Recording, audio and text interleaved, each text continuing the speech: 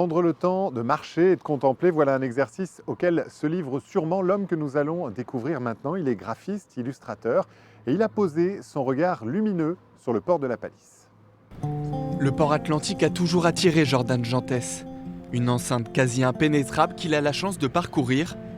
Le dessinateur découvre de gigantesques infrastructures de métal et d'acier, un univers qui l'inspire. L'endroit est très vaste, très dense en architecture, en machines industrielles, en grues, en acier, ce genre de choses. Et en même temps, par rapport à la densité, on a aussi une grande ouverture sur l'océan.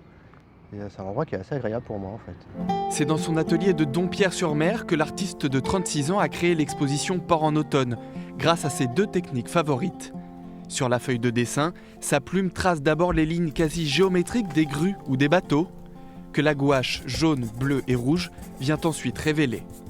Amener un peu de chaleur, amener un petit peu de... Alors les couleurs ne sont pas réelles finalement. Toute l'exposition repose sur 3 couleurs. C'était vraiment pour amener un peu de lumière justement sur ce monde qui peut paraître un peu industriel et froid finalement. Sur un travail de croquis, c'est vrai que la gouache au pinceau permet d'avoir un rendu très délimité avec quelques petits accidents qui peuvent donner un petit peu de vie sur le dessin. Le travail de Jordan Gentès se retrouve à la Maison du Port jusqu'au 31 octobre.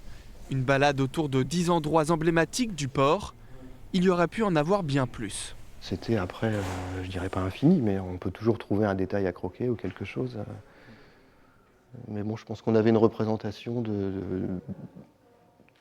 enfin pas tous les endroits, mais une bonne partie du port sur finalement ce résumé en fait de 10 images.